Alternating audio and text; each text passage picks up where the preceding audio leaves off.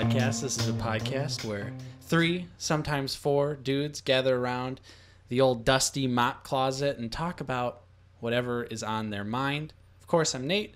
I'm joined with Steve. Hello. And Alex. What up, everybody? And we've got a great episode for you today. But before we get into all of that, come on. I'm over it. I'm over it at this point, guys. I don't even care anymore. Just kidding. I do care. Please review us on iTunes. That helps us out a lot in the algorithm. I don't think we've gotten any fresh reviews, but I also forgot to check. I haven't looked. You know what? While you're plugging away, I'll take a look right now. Yeah, I think there's a few new ones. Take a look and see if we've got any new reviews, because I was serious. I'll read them out. Put whatever you want in there, good or bad, but hopefully you just 5-star us, because that's what's most important. So, also, you want to check us out on social media. We've got Facebook, Twitter, Instagram, YouTube. All of that is The Low Side Podcast. You can find it very easily. We've got video, which has been for the past couple of episodes. But if you're interested in that, if you're just a listener, you can check us out on YouTube or Facebook if you want to see a video version of the podcast. I promise it's super awesome. And even though there's a bunch of junk all over our table and stuff, it doesn't matter. Alex, what do you got for me? We're a podcast, so I mean, of course we're supposed to have junk all over the table. Yeah, we sound better than we look. Yeah. Any new reviews? We do, but I don't know if it's real or not. What is it? From somebody named Dave and then like 16 numbers afterwards. Okay. It says, "These guys are awesome. When I want to get away from the never-ending political drama, I turn on these guys and my worries float away." Thanks, Dave. Thanks, Dave. 12567. What's his numbers? Dave 19374738201. Thanks, Dave. Thanks. I hope that's your phone number, because we're gonna hit you up after the show. Did he 5-star us? He 5-starred us. Awesome. Whoa. And that's the only one. Nice. Oh, the new one. Really? Well, so there you go. So, Alex, what are we talking about on today's episode? That's pretty funny. Well, it wouldn't be an episode of the Low Side Podcast if we didn't talk about MoviePass, because, you know, that's apparently the only topic that we have nowadays. It's just, I mean, they're a van that's on fire that's just speeding down the highway. Yep. And you can't look away. Absolutely not. We're going to be talking about a little bit of older news, but I don't really want to talk about too much about what happened in detail. I wanted to get your guys' thoughts on something else about the James Gunn incident, the Guardians of the Galaxy director that was fired for some tweets he made, you know, in the past. Ooh. Yes. We're going to be doing Low Side Podcast Local Film Shout Out, of course, as always. Nate, we got a lot of movies to talk about today. I got 3. Nate's got a couple. Even Steve wants to talk about some movies that we are excited for the holiday season. We're back to the movie-heavy episodes. Yep. Hope you like it. Yep. And then our main topic today, levels of success, our definition of success. So essentially where this topic came from is Shredy's been a little depressed about his status in life. So we're gonna discuss what our definition of success is today. Yeah, before we get started, can I just compliment Nate on that Capcom shirt? Can you guys see this on the... It looks awesome. The Capcom shirt. Good job, Nate. Logo. It's Yeah. a Resident Evil 2 shirt. Yeah, props It's to you, it's a sir. classic. Nice job. Thank you. Yep. So where do we want to start? MoviePass as always? Let's do it. Start us at our favorite subject to talk about on a Low Side Podcast. Okay, so there have been 2 updates since the last episode. It's literally been a week. Yeah. Right. Yeah, it's been a week because we filmed the previous episode a week ago. This one's not going to come out for another week. But yeah, 2 updates. There's one that literally happened today. Yeah, Nice. and What was today the one? I is can't the remember. 16th. What was just the one for... that happened a couple days ago? Do you guys The one remember? that was- the uncanceling. Yeah, you can't cancel. So a lot of people, you know, they got the new updates about MoviePass and all the nonsense that's been going on. So people such as myself decided, hey, you know what? I'm not going to pay for this anymore. You're so done. I'm out. But MoviePass is like, you know what? Not so fast, I got Alex. other plans for you.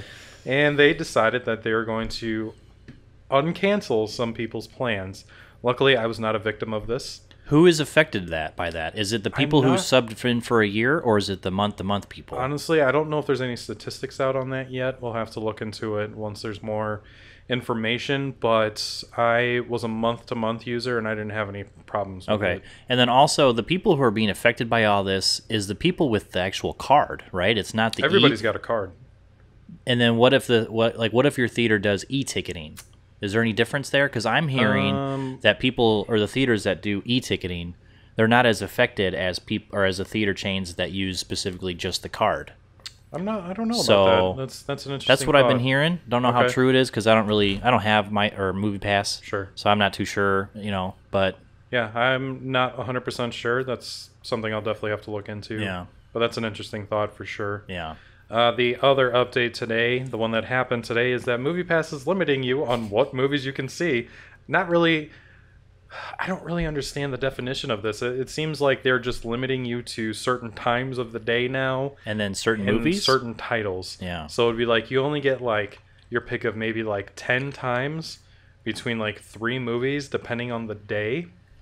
At least that's what I'm getting out of it. I don't know if that's the details. It was kind of about confusing. Did Yeah. you see it already? That's what it seems like. It seems like they pretty much pick either like 2 or 3 movies a day that they just randomly select as the ones that you get to see. Yeah, there's and no... and you have to choose between those movies and choose between the very select times that they give. Yeah, I wish MoviePass. And that doesn't I'm gonna work try for logging in people and see if I can because still. I think that's why they see liked it. the freedom of MoviePass. You can kind of just go, within that 24-hour period, but you can go when you want, and now you're really restricting people. Well, this isn't good. I'm still logged into MoviePass and I'm not subscribed anymore. You're gonna have. Oh to, no, okay, it just crapped out on me. So good. I was gonna say, check your bank statement because you Yeah. probably got charged. Yeah. I know. I saw. I was looking at a comment thread on your Facebook page, Alex, and someone questioned the legality Yes. of this whole like them charging, and I meant to look up the terms of service to see if there was Yeah, I should have anything too. in it. But yeah, I mean, there has to be some sort of clause in the terms of service that is allowing them to do this, because obviously this would be extremely illegal. Right. Oh yeah, so I have the terms of service up right now. We could charge you at any It time. says we literally do whatever the fuck we want, Oh. and there's nothing you can do about it. Yep. I mean, that's pretty much when I made that video, like I keep mentioning a year ago, that's pretty much how their terms of service was. And as far as my understanding goes, it didn't change very much between then and now. And it was pretty much just like, at any time, we can do whatever the fuck we want with your account, with your money, and it doesn't matter because you've agreed to the terms of service. Yeah. Yep. And I get so salty because there were so many comments on my video that were like, they won't act on any of this, they won't do this or that, and And the time It's has in there come. for a reason. what about now? Yeah, exactly. What about now? Have you guys seen that episode of South Park, the Apple term Yes. of service episode? They need to do an updated version of that with MoviePass because I Right. think their terms of service is a lot more ridiculous than the iTunes terms of service. There was even a clause in MoviePass's terms of service that was like, if you see too many movies and we think you're watching too many movies, we'll just cancel your account or limit you. This is terrible. Okay. This is getting So- worse. Yeah, guys, come watch one movie a day. Yeah. Yeah, so But no. now MoviePass is getting even worse. It's so restrictive now. Their day, like we said it on the last episode, but their days are numbered. This has to be the end. This is the death knell Absolutely. of MoviePass. Yeah. Who knows how much longer it's going to last. So what do you think will replace this? Did we talk about that last episode? We did talk about that, but yeah. I think like what Nate was saying last time is that all the chains are going to come up with their own.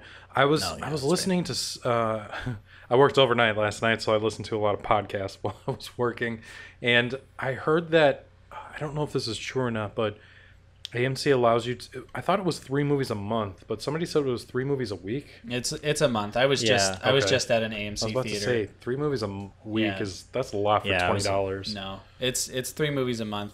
I was I was just at an AMC theater and I was looking at the big advertisement about A-List and what Did you you get. Did you sign up? No, I didn't sign up. It's not worth it to me at this point. Yeah. Yeah, I would do it if there was more benefit, but I don't go to an AMC theater right now, so Yeah.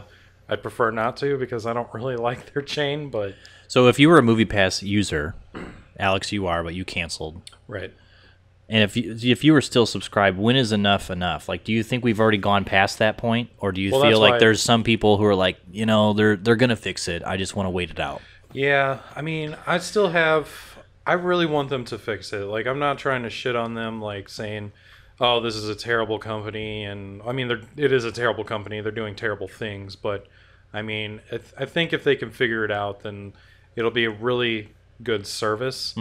but are they going to figure it out? Right. I feel like they should have. The one movie a day is what really killed them. If they would have stuck to like one movie a week is way more reasonable than a movie a day. Right. And I think this is off the top of my head, so my numbers could be a little skewed, but I was reading something that in like the third quarter of the year, MoviePass's parent company lost like $180 million.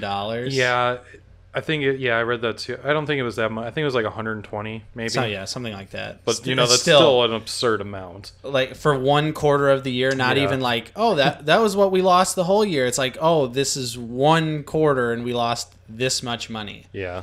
I just, like you were saying, I want MoviePass to be successful. I want something like this to exist because I feel like it does definitely get people to come to the movie theater.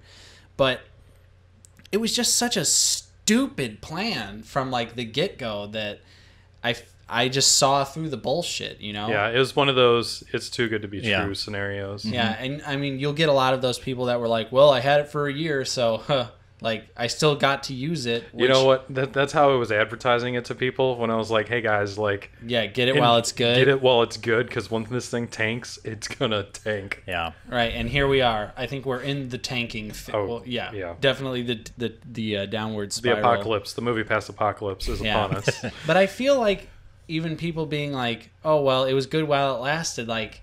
Yeah, but like, don't you want this to be like something that has some longevity to it? Yeah, you want it to last. Not just like, oh, well, that was a good year of movie watching. I guess I'll just go back to not seeing any movies anymore.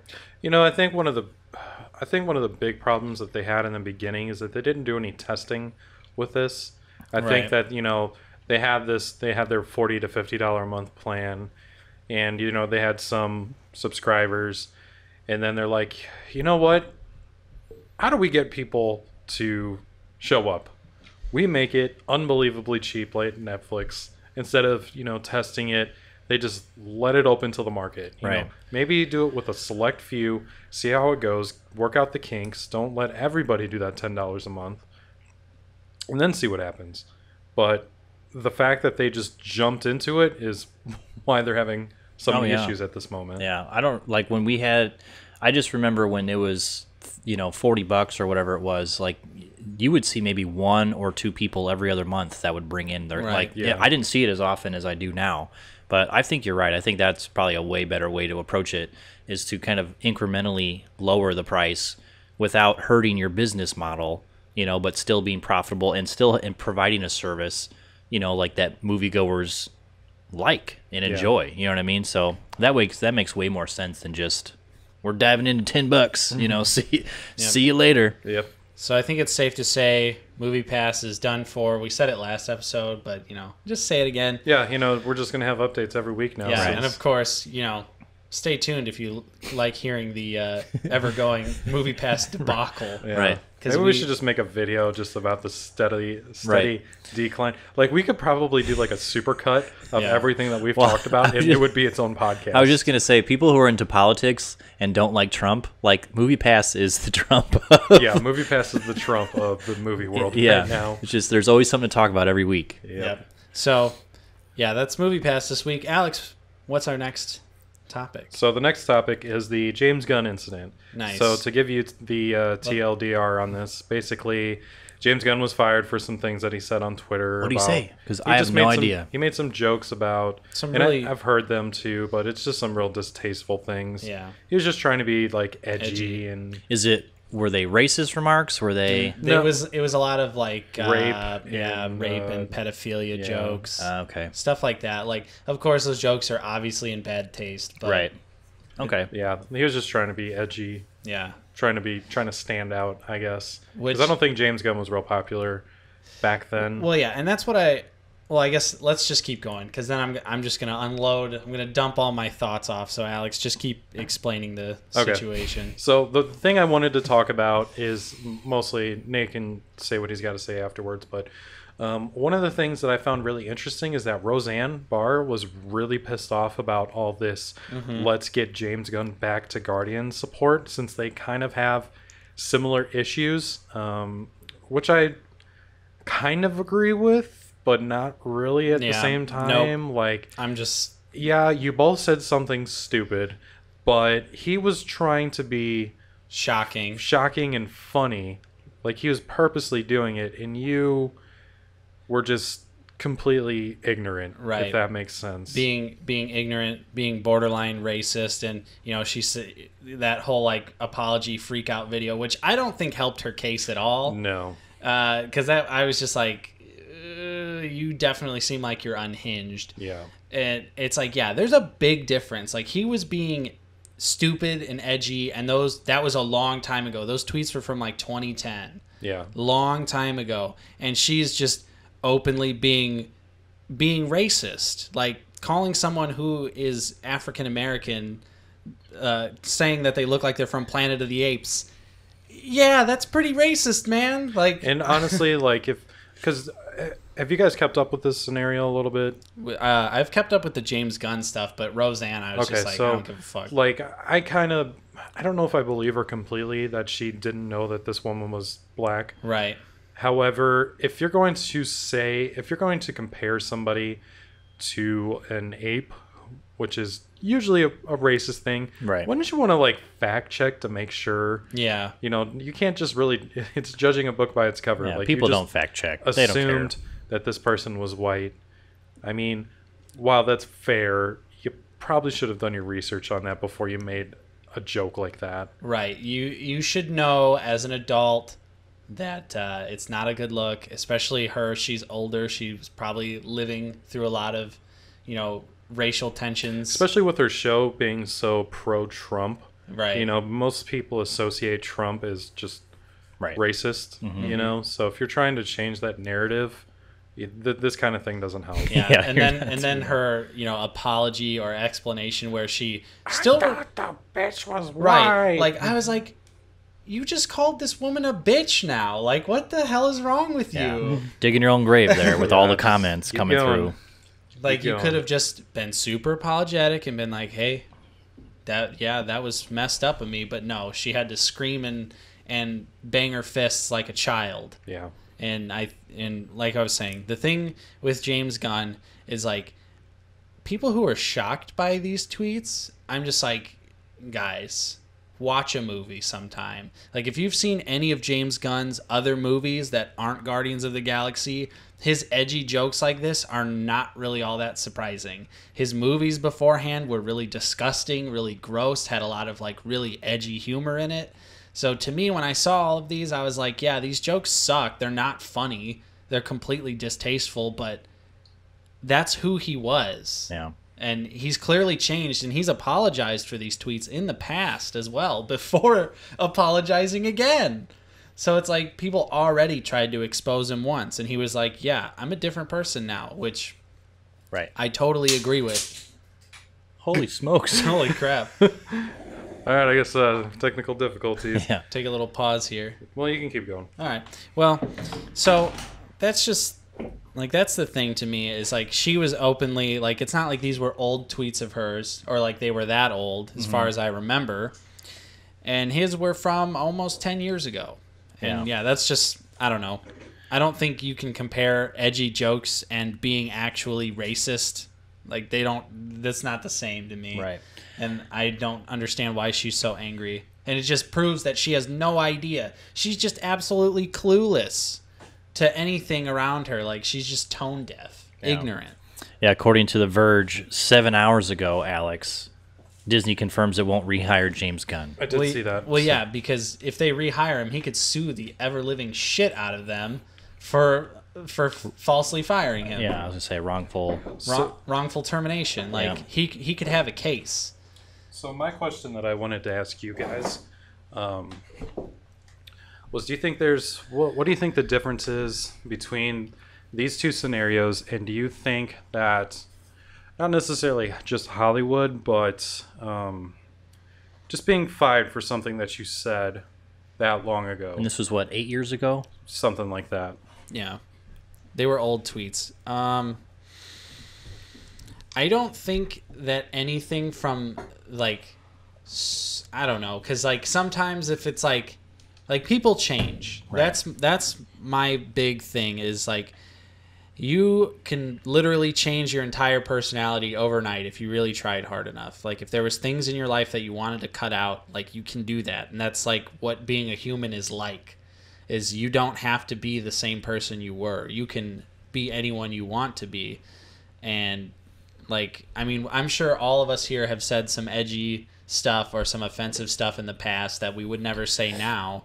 And that's just how it is. It's just like part of growing up. You decide on your own as a person. You're like, okay, maybe joking about this stuff isn't funny anymore. Like, it's childish, it's immature. Right. I mean, think about something.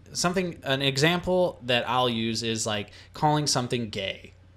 Like, you know, we used to always say, oh, that's gay, this is gay. And it's not like we were being homophobic, but it's just like using that word to say something was stupid. And it's like, well, you could just call it stupid, because clearly there's people out there that don't like that. And I don't know. I'm not necessarily like a PC guy either, but it's just like, I don't know. Describing something as gay just doesn't make sense anymore. It's not like, it's not taboo to be gay anymore. And I feel like I should say, like, it never should have been. Because it's like you can't help the way you were. But that shows how times progressed. Right. You know, like you sound silly when you say things like that now. Whereas, you know, back when people were doing that, you know, it made sense for the time, I guess, for lack of better words. Yeah. And to me, it's not even a thing about like being politically correct or anything like that. It's just like, let's just pick other words that don't have to like demean a group of people. Yeah. Like, because saying like something like that's gay, you're saying, you know, you're basically trying to say like, oh, that's stupid or that's dumb. And it's like, are you saying like being gay is stupid or dumb? Yeah. Like, it's not. No. Yeah, they're not interchangeable. So I don't know. I just feel like you know, it's not that hard to change who you are. Yeah. Yeah. So okay, let me ask you guys this: do you think that Disney should be a little bit at fault here too, for not looking further into his past before they hired him for the first one? I mean, for firing him for the third one, I mean, I think it's a little hypocritical that they're bringing this up now when they could have looked into. I mean, obviously, if he's making vulgar content, you know, like as you said, because I've only seen half of one of his other movies. Okay. And I remember it being pretty vulgar. You know, if they know that he's making vulgar content, and he probably is saying vulgar things online if he has a social media presence as well. So I think Disney should be a little bit at fault here for not looking further into this before they hired him for the first one. Because, I mean, it's just kind of silly at this point to do it now. Right. I don't know. I think like some of this stuff, like just from hearing like from what you guys have talked about right now, it just like I get what you're saying, right? I get that it's, you know, it's good to, you know, we've always talked about do the right thing, right? But when do people start to infringe on your, you know, your right to say something? Even if it is like an internet platform, you know what I mean? And that's what this guy wants. Again, poor taste, probably not the best jokes you should talk about, right? But I guess what I'm asking is, when does it become too much? Like, when is it, you're not going to be able to say anything without anybody getting offended? True. Well, it's not necessarily this is a matter of offense. This is a matter of Disney saying this is not, you know, they're a family company, and this is not something that we can stand by people saying. Right. So it's kind of like what we were talking about with Alex Jones last week. This is essentially the same scenario. Mm-hmm. You know, YouTube, Facebook, all of them, they're like, we don't want this kind of content on our platform, so you're out.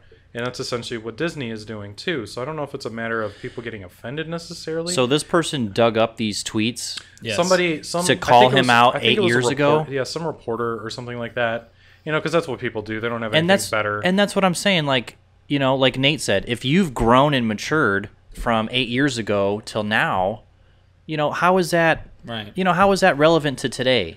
Yeah, I think, you know, like, I think Disney how does that, took a little. How does that count? Yeah, I think Disney took a little. I don't know. I mean, obviously, I think they probably put a lot more thought into it than, you know, we see as Yeah. I don't know. It seemed as like an audience. It seemed like a pretty gut reaction from Disney. It did seem like a gut reaction. I don't know the timeline between him. I think he was honestly let go within a day or two. Okay, so there you go. That proves my point. Like, they probably should have investigated this a little bit more. Like, if he's not doing this, like if he only did this 8 years ago and hadn't been a continuous offender, you know, you know, they probably should have taken that into consideration.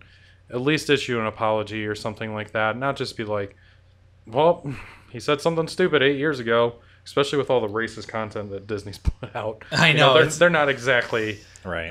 Yeah, they have no room to talk, especially if you want to talk about going into the past and digging up things that they've done. Yeah, it's very, very hypocritical. Like, Jesus. Yeah. Shout out to Dave Bautista for really sticking by James Gunn's side. See, I like that, but... What? I think he's just shooting his mouth off a little more than it's worth. He's like, I'm not going to do Guardians 3 when... You know damn well that Disney contract, they're going to sue the shit out of him if he doesn't do that movie. Yeah, true. His contract is probably like, under no circumstances can you possibly ever in your life break out of doing the movies that we have you contracted for. Yeah, so I mean, appreciate the thought, but I don't know. Yeah. It's great to be outspoken, but just to say things that... Just to say them. Just to say them, things that are never going to happen, I think it's... not helping the situation. Empty threats for sure. Yeah. But I guess we still have to see, like, maybe he's okay with getting the shit suit out of him if he breaks his contract. Yeah, we all say that until we get the shit suit out of us. Right. I don't know what Dave Bautista's net worth is, but I don't think it's being okay after getting sued by Disney. Okay. Yeah. Right.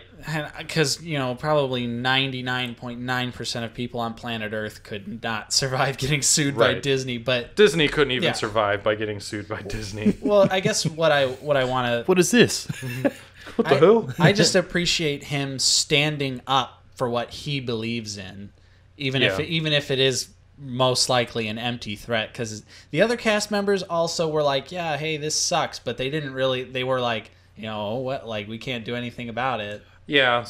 I don't know. I liked seeing people like clearly seeing this as the bullshit that it is. Yeah. And like actually calling it out and being like, this is bullshit, because it is. Like, digging up tweets, I feel like for anyone really, if you are digging up tweets from the past to try and expose someone, like, most people have changed. Like, if you've noticed a change... That's what's ridiculous. Like, just leave it alone. Like I don't know. I don't understand how people could see that and be like, oh, this is from so long ago, but hey, I know this person. I've talked to this person personally. We've worked with this guy for 2 movies now. But after seeing all of these tasteless jokes, see you later, man. Like, it's like, he's a person too. And I'm sure the people at Disney like knew him. They hired him. They had to talk to him. They had all the opportunity in the world to dig through his tweets for anything potentially offensive. Yeah. But we live in a day and age where, like, digging up tweets is now a thing. Yeah. Like, it wasn't a thing before. Yeah. Did you see how Ryan Johnson deleted like 20,000 tweets? Yeah. You might as well just delete your whole account at that point and just start over. Yeah, just start fresh. Right. It's like, I don't understand the culture of like exposing people for things that they said in the past if they've clearly changed and or have already apologized for that. Yeah. Like, sure, maybe if you're still a scumbag saying these edgy jokes, then I see the reason to take action. But if it's I don't get it. If you're a changed person, your past should not affect you if you're a changed person. Yeah, it makes me mad because he's right. Why should something you did 12 years ago, and I'm not trying to, like, and it sounds weird because I already can like hear people saying, well, just because, you know, this murder happened, you know, people change. That's not the same. That's not the same. That's not the same. You know, I don't want people to don't use fucking straw man arguments like that. Like, this is like what Nate said. This is just BS stuff, and I don't buy it, especially when it's like social media garbage like this. And people are getting, as you call it, exposed for something he said. People change. They grow up. They mature. And if they don't, then that's a problem. You know what I mean? Like, it's if they're constantly saying racist comments or talking about pedophilia and all these other jokes that just are tasteless, then you got a problem. I don't think they would have hired him to begin with. And it's something I wanted to bring up too is I'm sure Disney has worked with like real issue people. Oh, I'm sure. Like I was trying to think about if Bryan Singer has done any movies with Disney. Right. Like Bryan Singer got a free pass for how long? For eternity. And everyone knew that he was a scumbag creep lord. Like it's just like, what the fuck? Like, I don't know. It's stupid that all of these people got protected for so long that were actually bad people doing actual horrible things. Nothing happens to them. James Gunn gets some tweets dug up about some tasteless jokes, fired. Yeah. Like Bryan Singer was still making movies like last year. Yeah. He still was in business. Like when you have some controversy, like whether he did it or not is irrelevant. Like nothing was done. Right. When all that stuff was going on. Mm-hmm. And he's had this happen to him multiple times. For years. He's been having accusations thrown at him since like the early 2000s, way before the Me Too movement. Yeah. And still they were just like, oh, nope, he makes the X-Men movies and he makes us a lot of money, so I don't see it. I don't see it. Like fucked up thing right now with Bohemian Rhapsody where he's still the director even though he got fired from it. Damn. Like the actual person who took over is not named director. Wow. I don't know what their title is, but Bryan Singer's the director of Bohemian Rhapsody right now. That's kind of fucked up, honestly. Yeah. How early into production did he get fired? Do you know? I don't remember. I remember hearing about it, but I don't remember the timeline, to be honest. I think it was a few weeks because apparently he was having some family issues and he just stopped showing up to set and there's some stuff going on, so they just canned him. Yeah. But I want to say just a few weeks in, something like that. Wow. All right. Yeah. So. And that's a bigger movie, so I would assume that's probably a good 4 months shoot minimally. Yeah. So. Yeah. All right. Well, good luck to James. Right. Yeah. Hopefully he's fine. Hopefully you'll be all right. I don't like any of this digging up stuff. I've never been a fan of that, even super small scale. The thing that sucks the most for me about this is that we finally have a Marvel movie that I feel like that has some personal touch to it. Yes. Versus, just like the same garbage that we get over and over. Like Guardians of the Galaxy wasn't perfect. Or sorry, the second one wasn't perfect. I really love the first one. I think the characters are great. I feel like there's a lot of just little things spread throughout that movie that you can tell this is James Gunn's movie. And I feel like that makes it a lot better.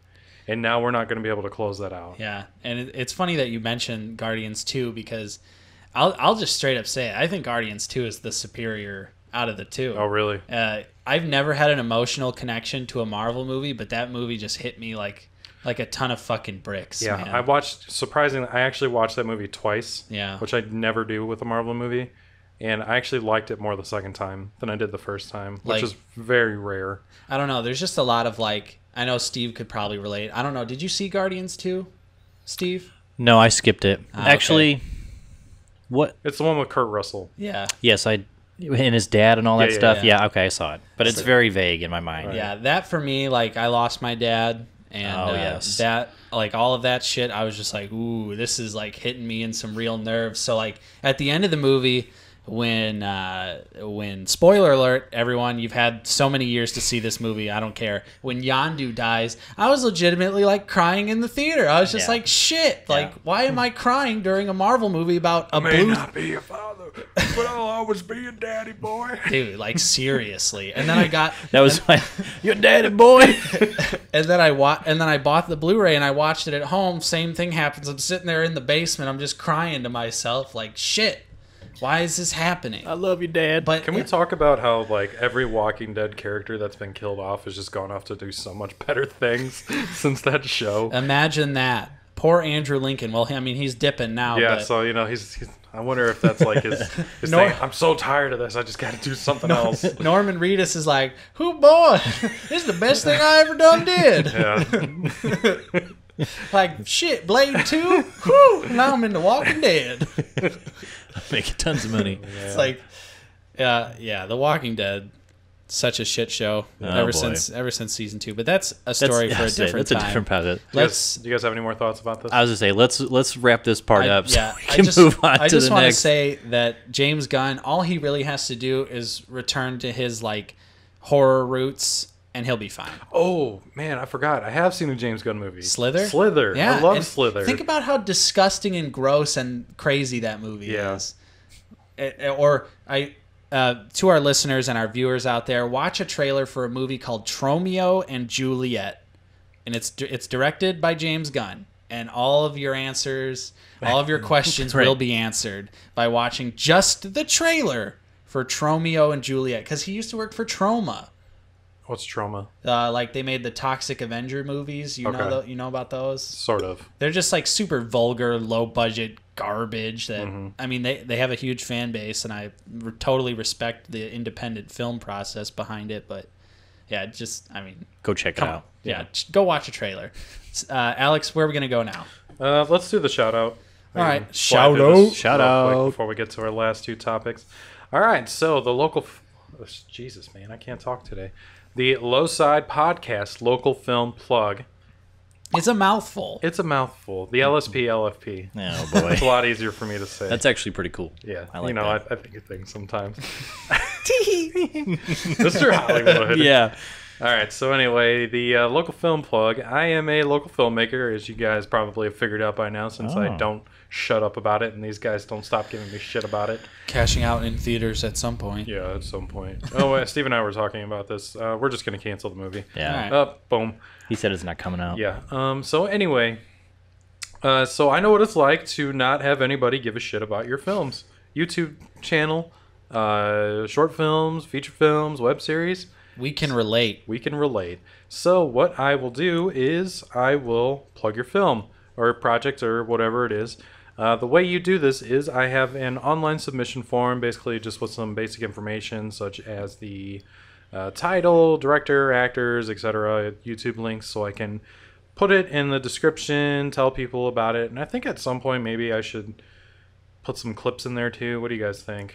Probably. Yeah. Here's what else you should do, local filmmakers, is be specific on the forum. Yeah, please be specific on the forum because you guys are throwing stuff at me and super vague. No descriptions on what it is. It's a movie about Scaly. Yeah, so please help me out because I don't have time.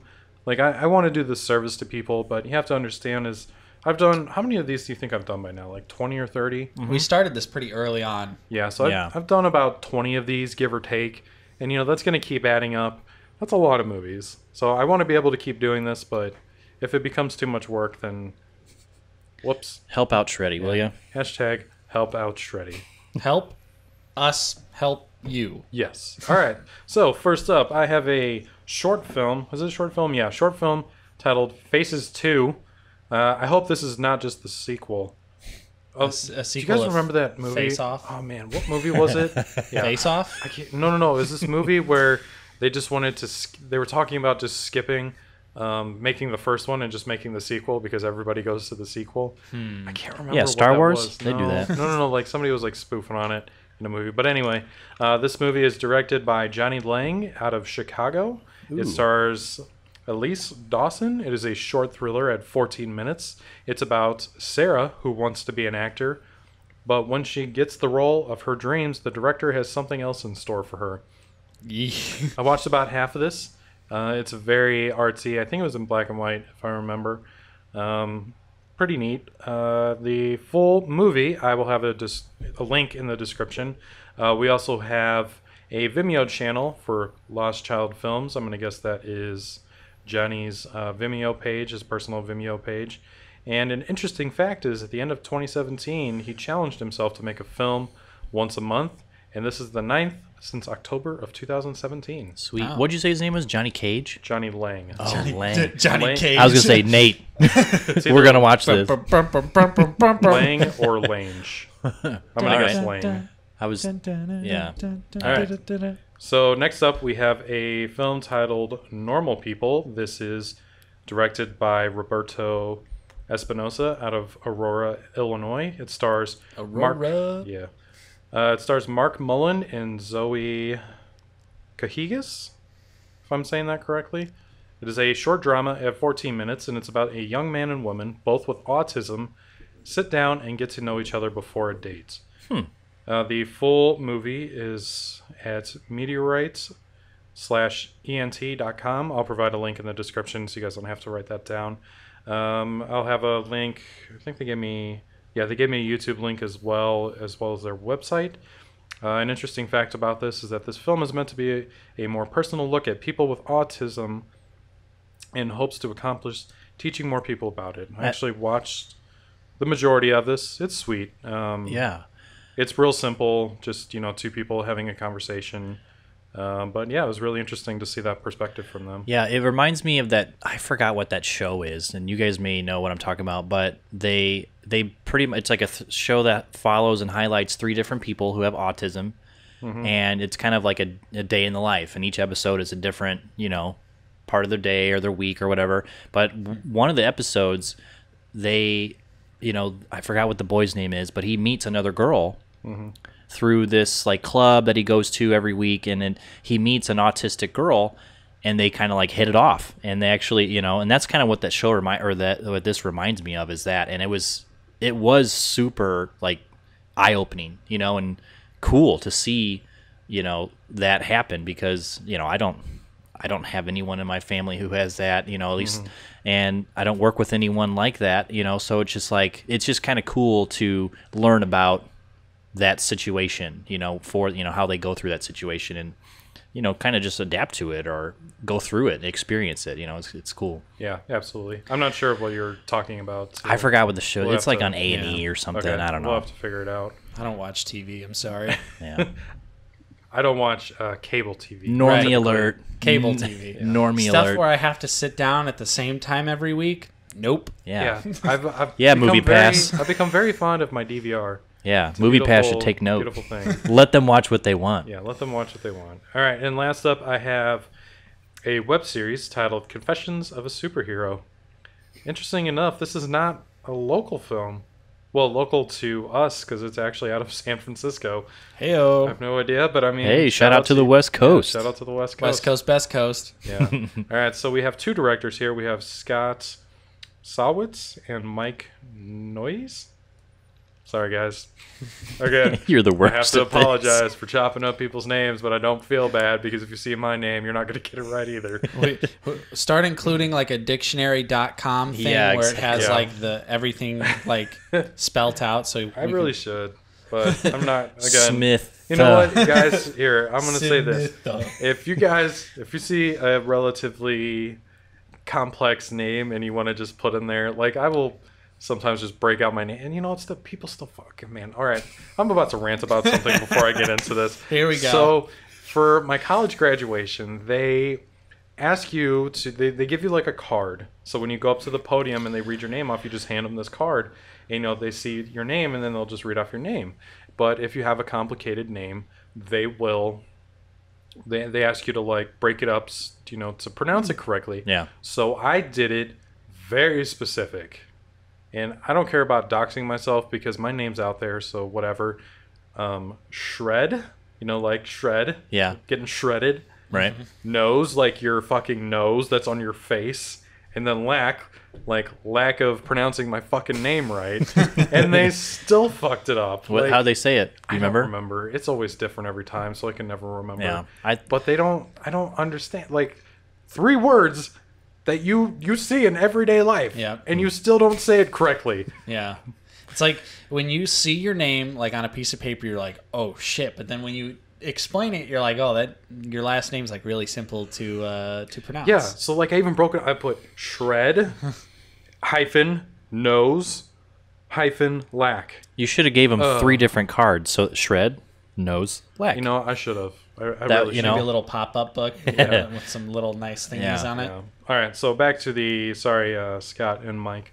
The main actors of Confessions of a Superhero are Alex Acosta, Marcus Drew Steele, and Ilya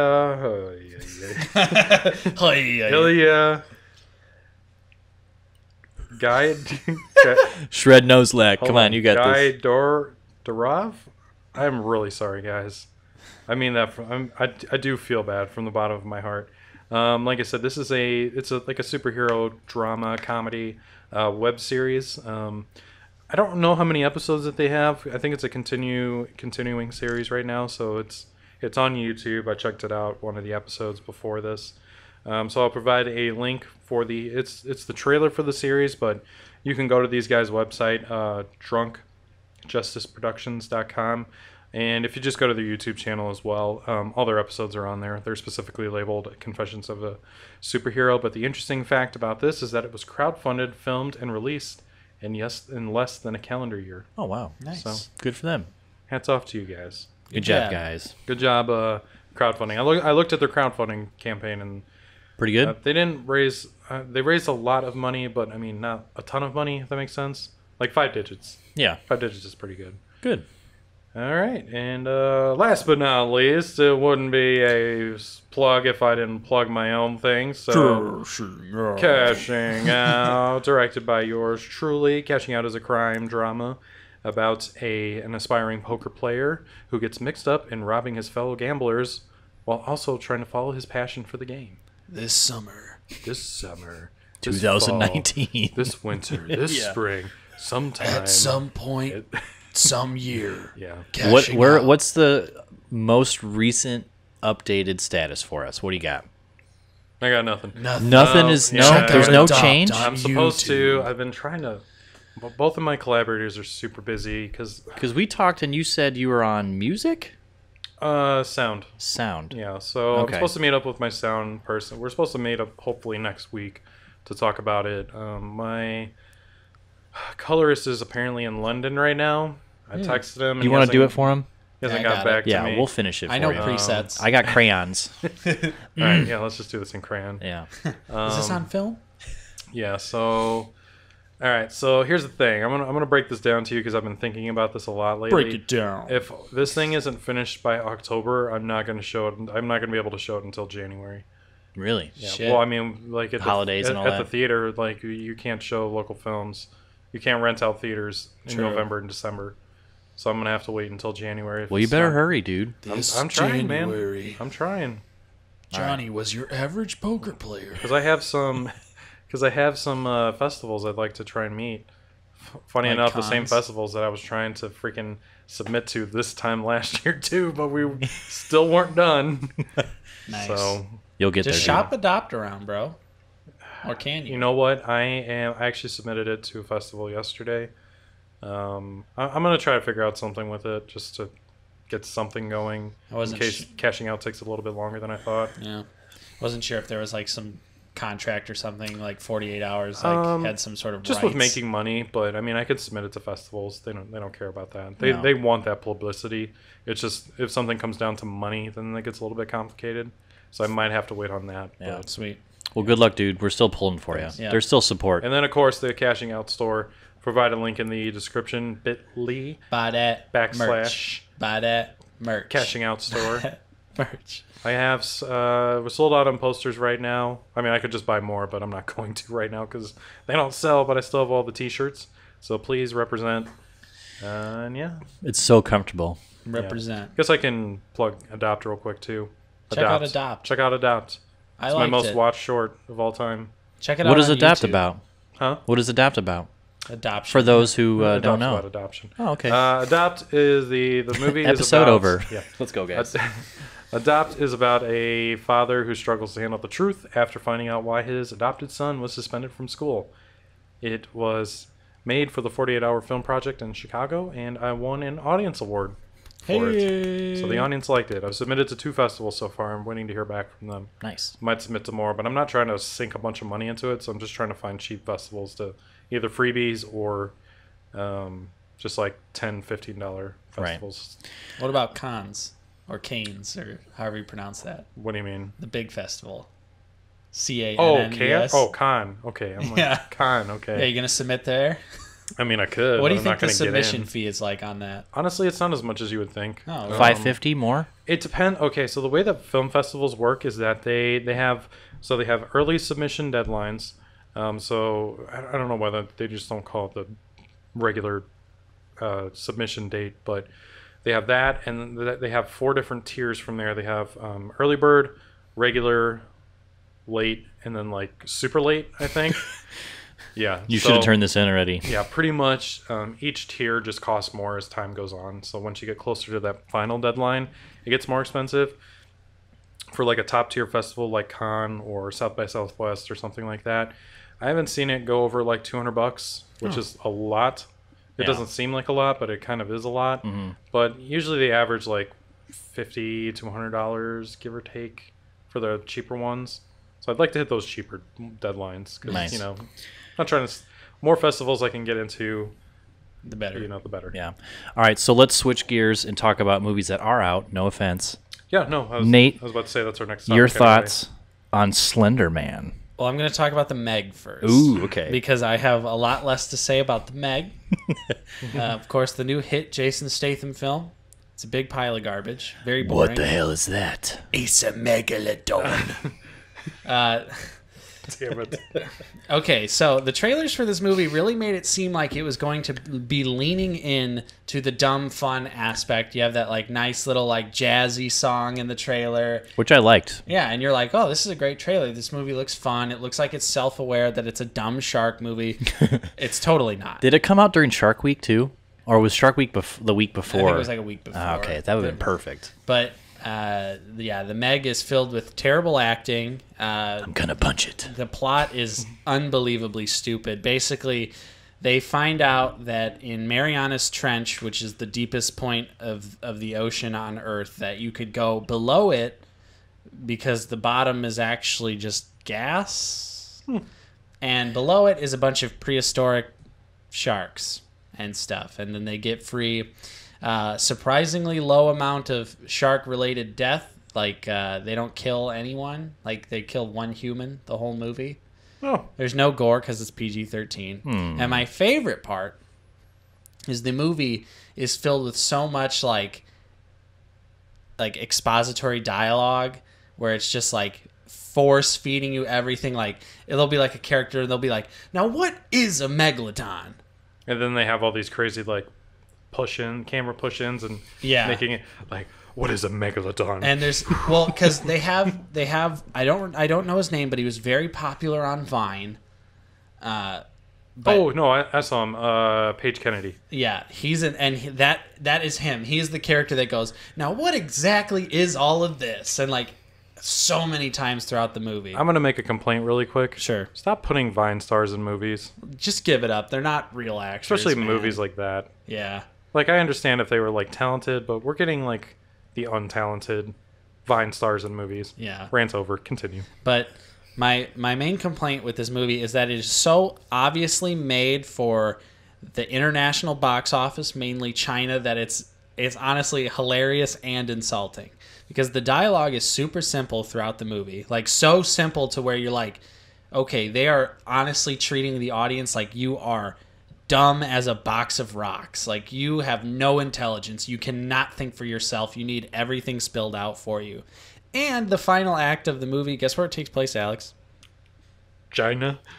Which we're gonna build a wall in China. People might think, people who are not like into like the whole like film sort of stuff, I don't really know how to describe that, but China over the past however many years since they've been able to see like new movies, early 90s, they've become more and more of a dominant box office presence to the point where now Chinese people go to the movies more than any other country, any other people in the entire world. Yeah, it doesn't seem like their movies make a ton of money, but their attendance is really high. Yes.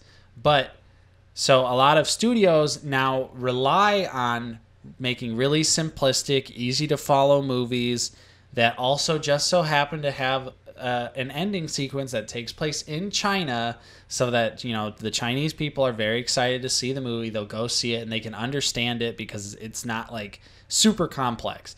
Like, the first time I really noticed this was Transformers: Age of Extinction. Mm-hmm. The end of that movie takes place in China, and it only takes place in China to get that international box office revenue.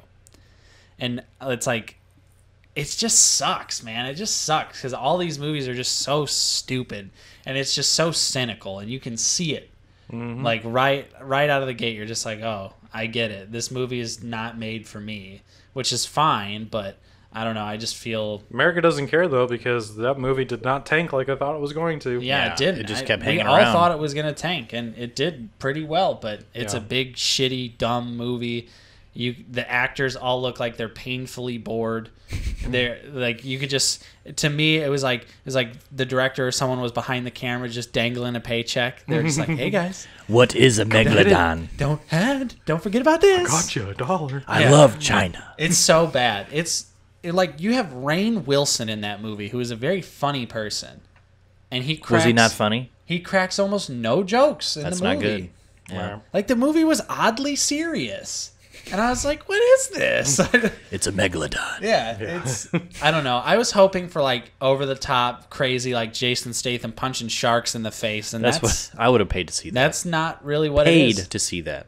It's like 2 hours of a giant CG shark swimming in water, literally doing nothing besides knocking people off of a boat, and then all of the people that get knocked off the boat just live anyway. And this is probably why Eli Roth dropped out of the movie. Oh, yeah. And it definitely should have been rated R. No questions asked. It probably would have done just as good. Right. Because it's a giant shark movie. Yeah. It's not that hard. Okay. So anyways. All right. So I got one. All Since right. you're talking about a big, dumb action movie, I have a big, dumb action movie that I loved.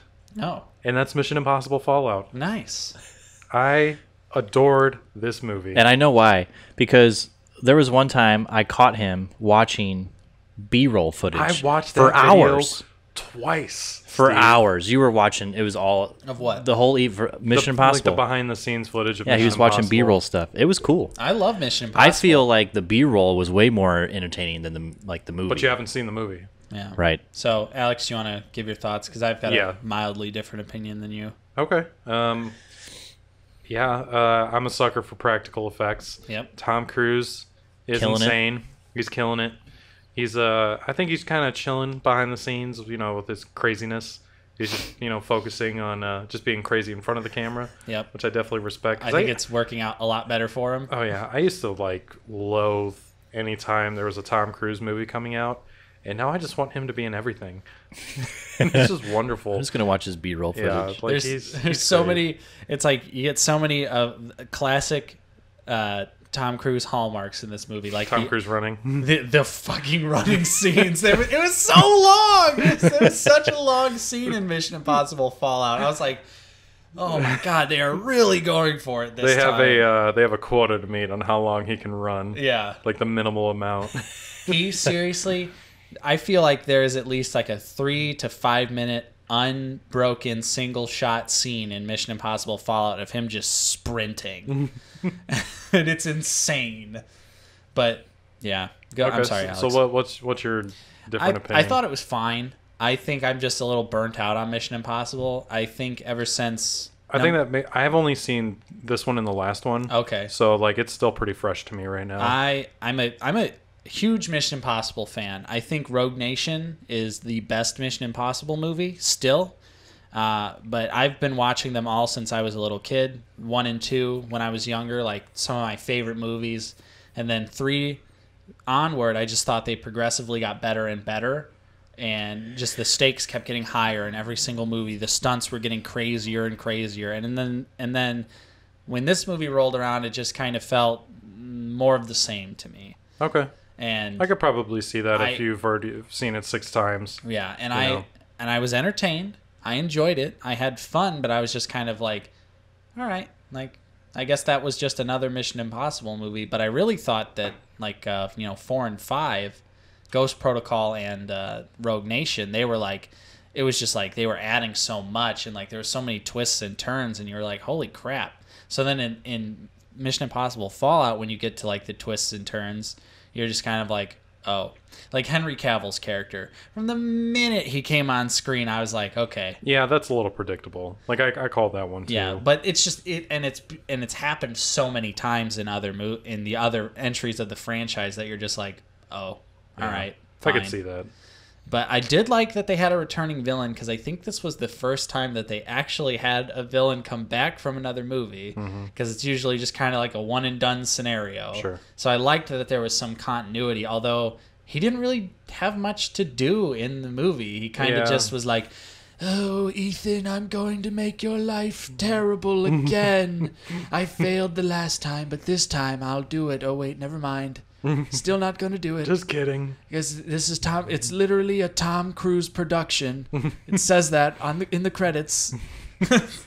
That's what I noticed this time too. I don't know if any of the other movies actually blatantly said that, but this one it was like a Tom Cruise production. Okay. So yeah, I didn't notice that. The practical stunts were insane though, especially when he's dangling on the rope from the helicopter and the camera's just on his face, and I was like, and you know what? Like the helicopter scenes too. Like he's the only one. He's the only one in the helicopter. Yeah. And I'm like, that's why I say that stuff that we watched, that was pretty sweet. Yeah, when they were like, he became an expert helicopter pilot in like a month. So let me change my answer a little bit.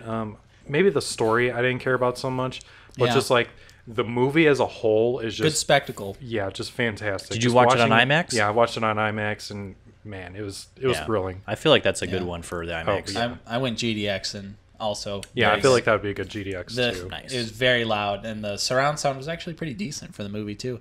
And of course, I like seeing Ving Rhames in anything. He's just such a super likable guy. Yeah, I'm just like, man, he always has his fedora with the tilted brim. I'm like, that is just such an awesome character trait. And Simon Pegg too, showing back up. Yeah, that was really awesome.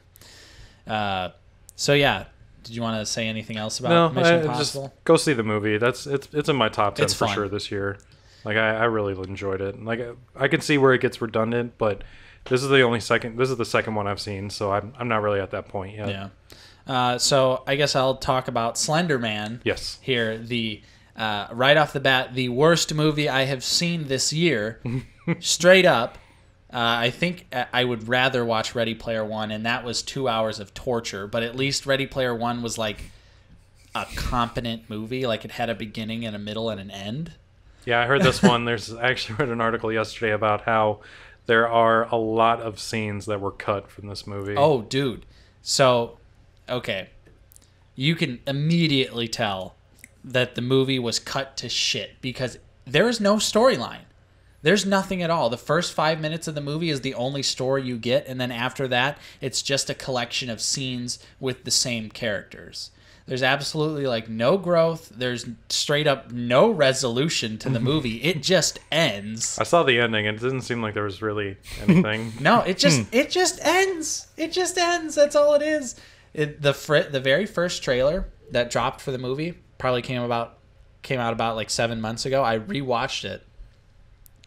I would say 75% of the shots that are in the initial trailer for the movie, not in the actual film. It's bad. Movies generally, do that sometimes where you're like, this or that scene wasn't in the movie, but this was like the whole movie. Like whole characters facing alternate deaths. And what I gathered from it, because I watched after I saw the movie, I watched Red Letter Media's review, and they live in Wisconsin.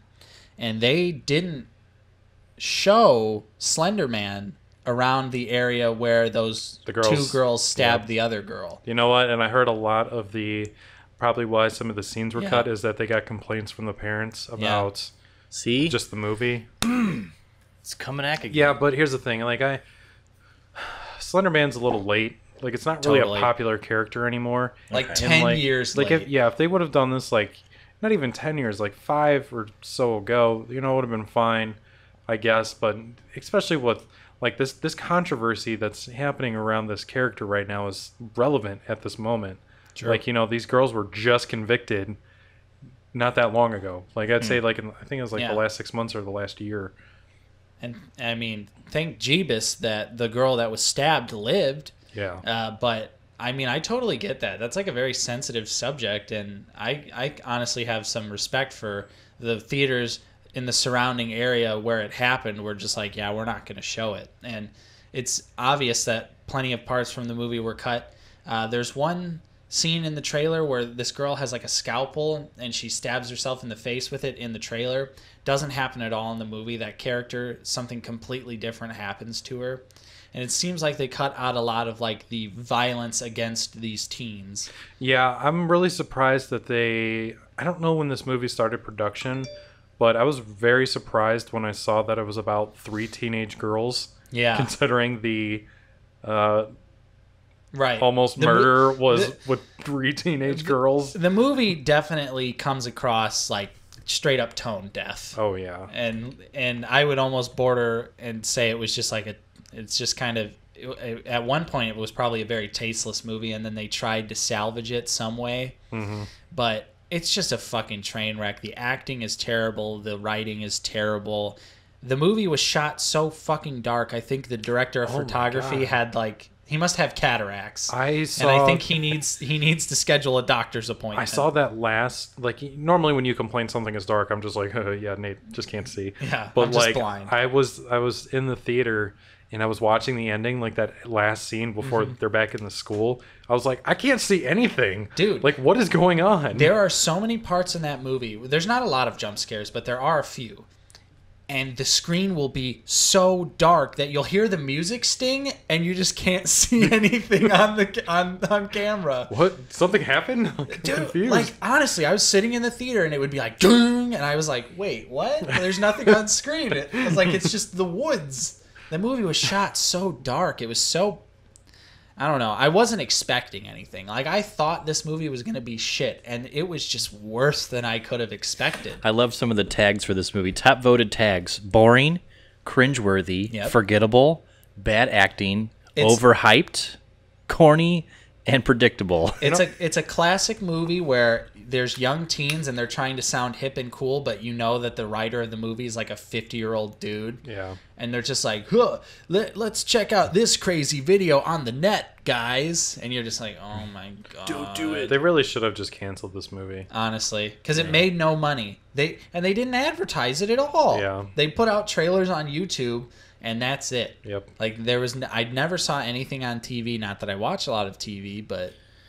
Steve, did you ever see any trailers for Slender Man watching TV the past couple You guys weeks? know that answer. I don't watch scary movies. So instead of watching Slender Man, you guys should watch Beware of Slender Man, which is a much better movie. Yeah, I want to check that out. Oh yeah, it's heartbreaking. And that's the documentary about the documentary about the incident. Have you guys seen Black Klansman yet? That's next on my list here to talk about. So you guys did see it. I saw it. I don't think Nate saw it. So final thoughts: Slender Man, dog shit, bad.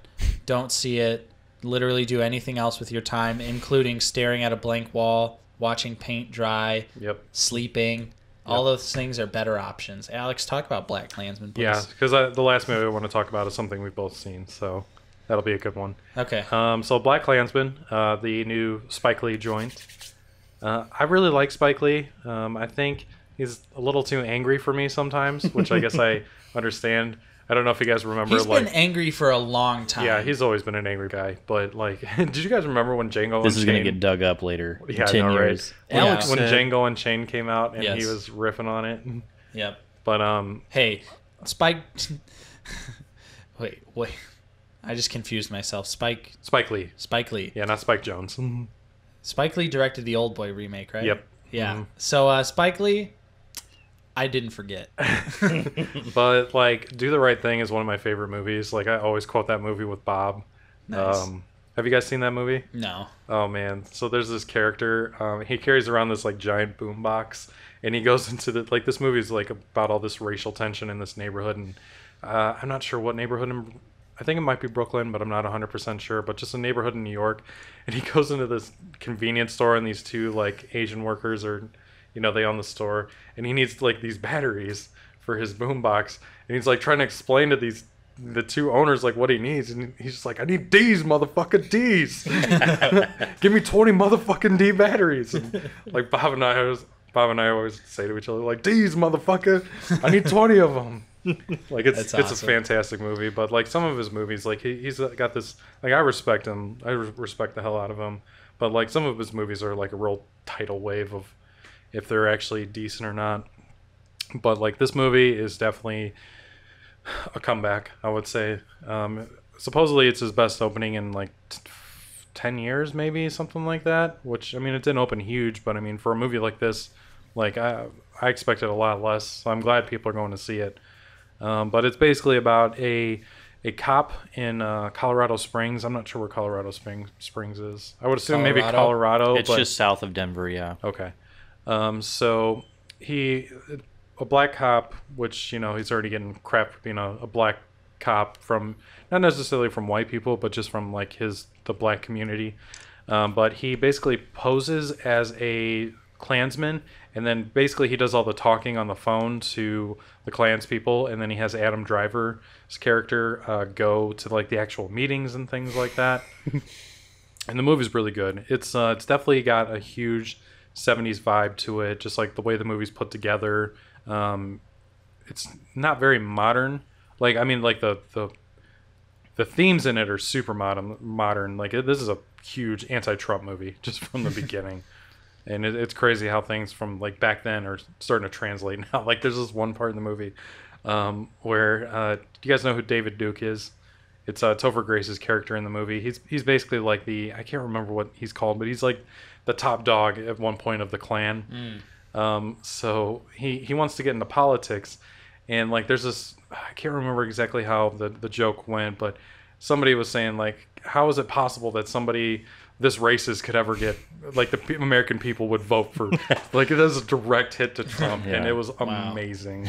That's awesome. Yeah, but I don't really have much more to say to that. I'm not doing a full review, but the movie's fantastic. I definitely recommend checking it out. That's my last, because I've been hitting the movie theater hard lately. Yeah. And that's like my last movie I need to see. Oh man, there was one thing that blew my mind about this movie.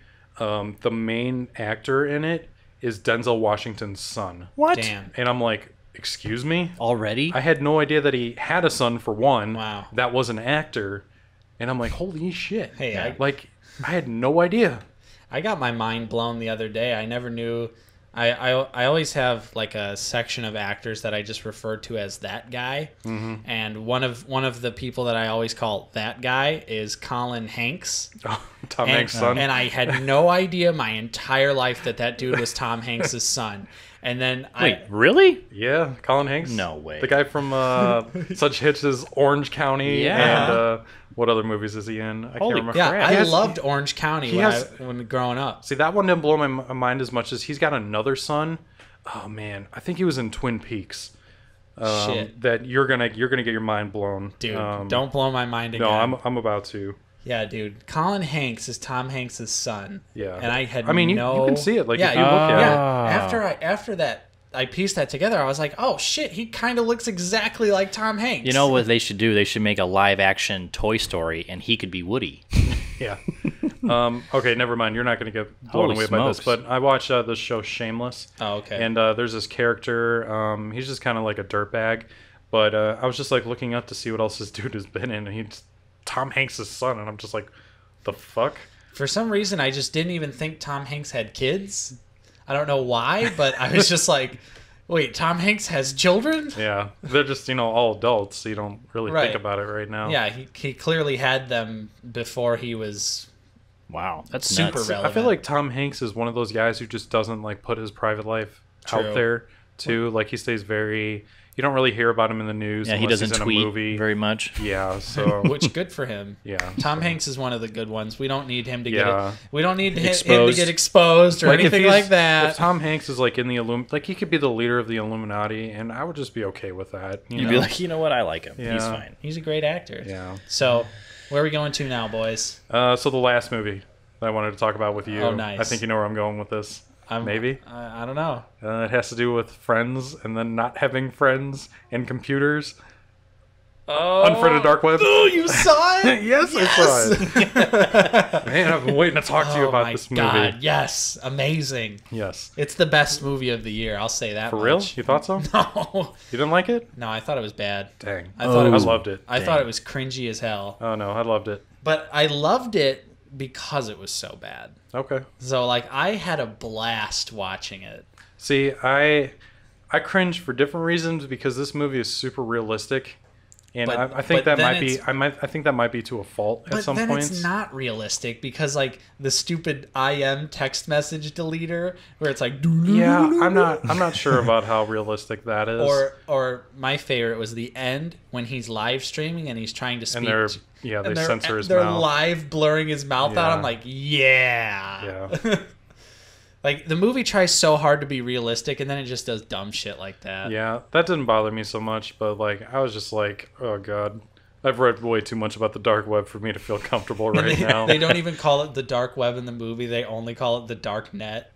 I mean, it's the same thing. Dark web, dark net. I know, but it's just funny. It's funny that because you watch the trailer for Unfriended Dark Web, and they edited the line where the one guy that's like, you know, the cool, like, I'm always on the computer. Yeah, the tech guy. He's like, dude, this is Darknet. And then in the trailer, he's like, dude, this is Dark Web.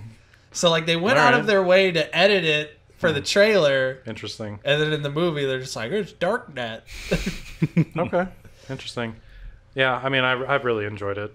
I thought it was spooky. I wish that they would have went into some of the, like, when they started showing like some of the clips.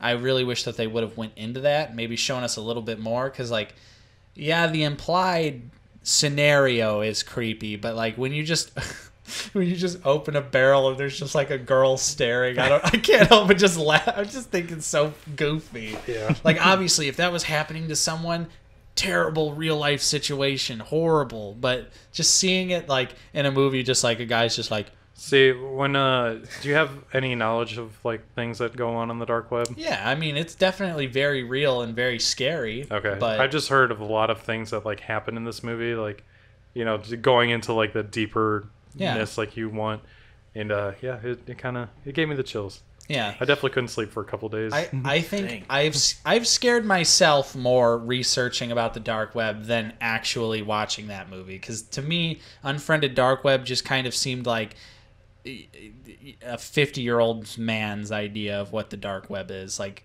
they only kill people on the dark web. Like, there's so much other shit that goes on that's not necessarily like murder or violence. That's like, I want to buy some fucked up shit.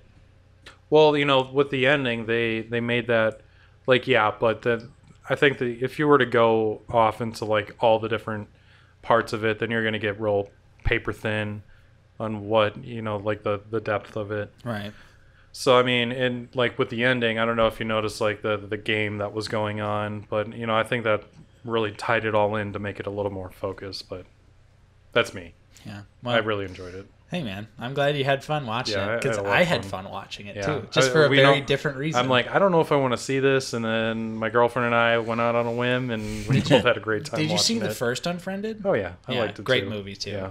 Great bad movie. Yeah, great bad movie. I'm really looking forward to that movie, Searching, with, what's his name, John Cho. Yeah. So that looks like a decent, you know, Unfriended-esque movie. That looks like a movie that takes the concept and will actually, hopefully, be a decent movie. Yeah. But yeah, Unfriended Dark Web, check that movie out. Yep. It's a good laugh. So, Steve, you wanted to talk about some movies that we might be looking forward to? Yes, we have some movies coming out this fall and later around Christmas time. So just give me your quick thoughts on these so we can get on to the next topic. Yeah, the main topic, since we're already we're almost very far into this. Yeah. All right. Shit. The first movie I have, I saw a trailer today, and I think it looks cool. I feel like it might get shit on, but anyway. Spider-Man Spider-Verse. Nate and I have talked about this. Yeah, it looks amazing. I think it looks cool. Yeah. The little bit that I saw today, it looks sweet. I really like the animation style they're going for, where it actually looks like a comic book. Mm-hmm. Miles Morales is one of my favorite incarnations of Superman, of Spider-Man. So I wish that we could get a live-action Miles movie. For those who don't know, that Miles is a half-black, half-Hispanic, younger version of Spider-Man. And he's just an awesome character. I love his run in the Ultimate Comics. And I would love to see him in a live action movie, but I guess I'll take the animated side. I'll take it. I'm throwing down the gauntlet right now. I like animated superhero like content more than I like. Now, you can get away with a lot more in animation without it looking like. And you know, with the CG and things like that, at least it's all like one thing. Yeah. So that makes me want to blow my brains out a lot less. Than, although.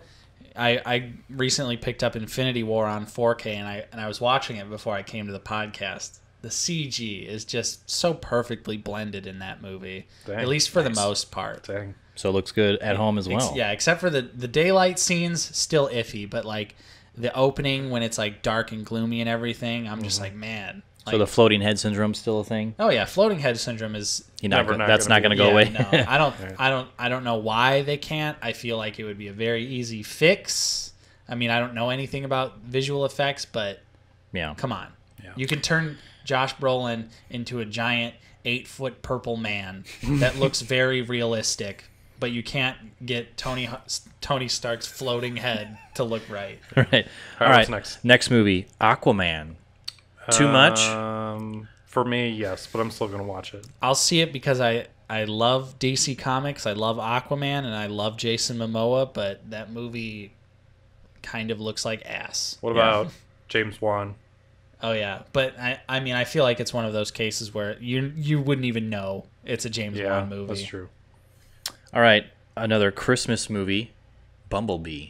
Is it the wrong time for this movie to come out? Too late. No, I'm with Nate on that one. Nate and I have talked about this before, so we won't get super in depth about it again. But yes, but like, what is this doing for the franchise to show this now when we're already at least 5 Transformers in? At least I feel like this one's going to be a little bit different because it's not directed by Michael Bay. True, probably not. There's not explosions. But honestly, everywhere. if I'm going to be real, I'm going to watch it just because Haley Steinfeld's in it, and that's it. That's really it.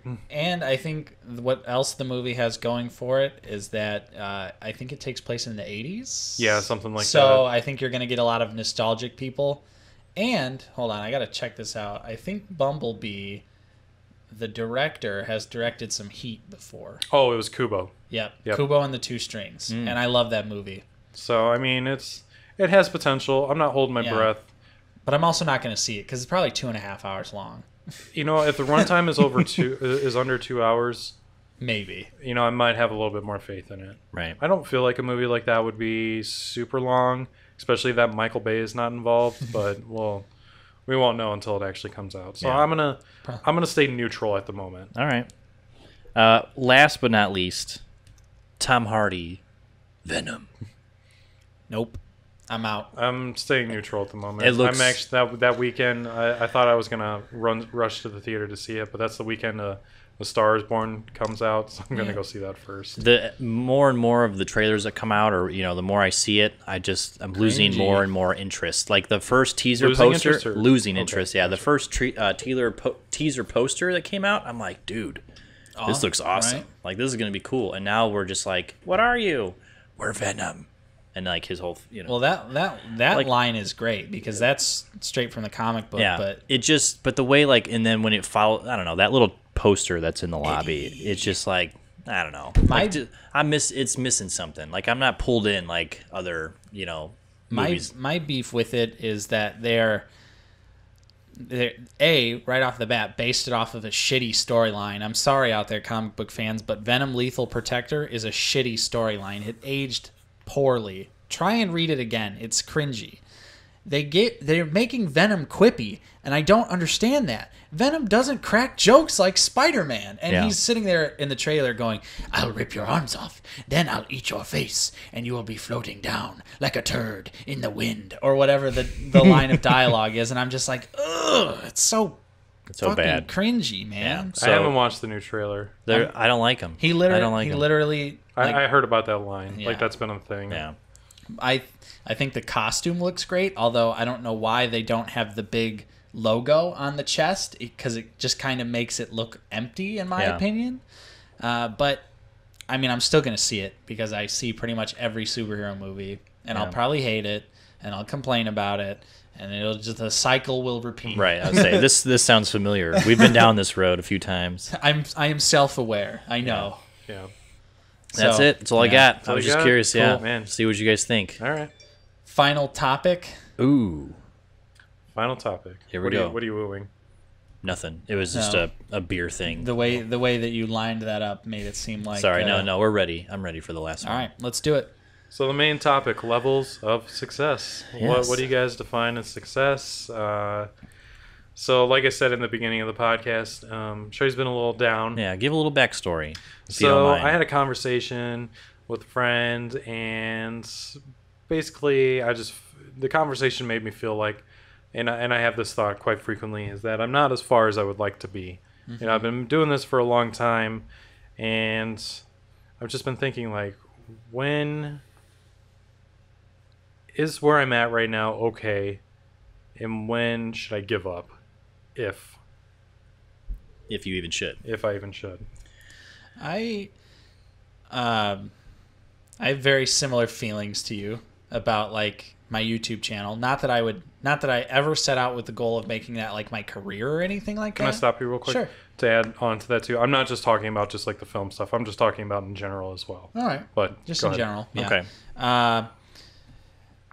But I feel like I mean, success is totally up to every individual person. I'm someone who I really could care less what anyone thinks about me. I really don't care. So if in someone's eyes, I'm not successful to them, but I'm successful to myself.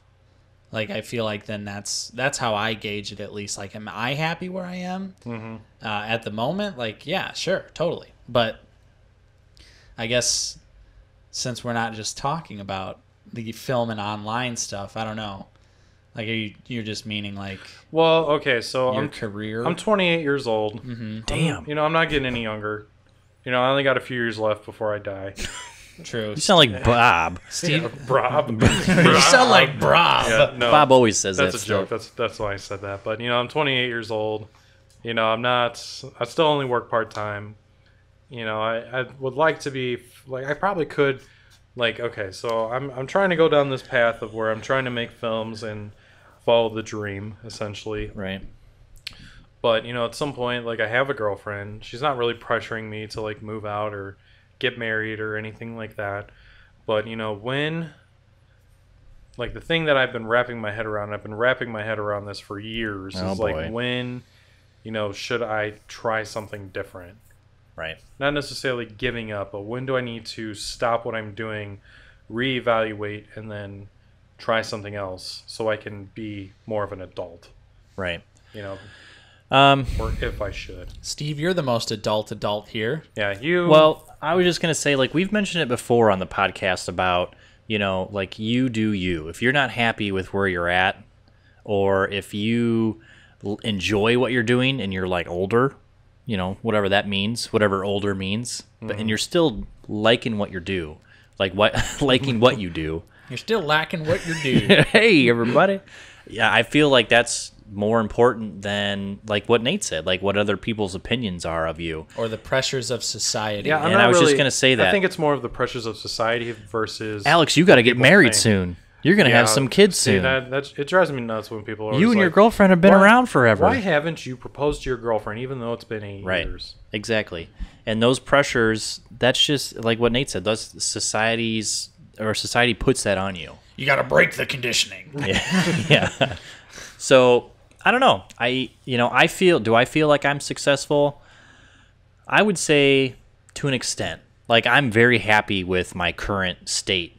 Like we said, like, I enjoy doing the podcast because it's new, it's different, but I enjoy it. You know, I've always kind of wanted to do something in media. Like, I always just, you know, I just was drawn to it.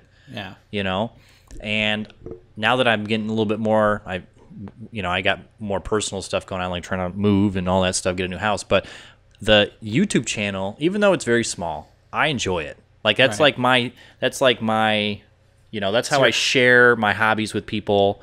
And I like being on camera. Something about it is cool. That's why I like the podcast. I like now that we have video. But beyond all that, like, you also have to enjoy, you know, maybe your personal career. Maybe this could be a personal career, you know, or you know, what you could do for a job and make money. But, you know, if your job allows you to do the things you enjoy, to me, that's success. I don't need to make 6 figures. You know, I didn't need to make tons of money to be happy. I feel like I have to enjoy where I work, for one. And then what I surround myself beyond that. Yeah, I'm not really trying to say, like, I don't feel successful, like, monetarily, if that makes sense. Because I got plenty of money. Like, I have probably more money than Donald Trump. But like Conor McGregor. Most people, $80 billion.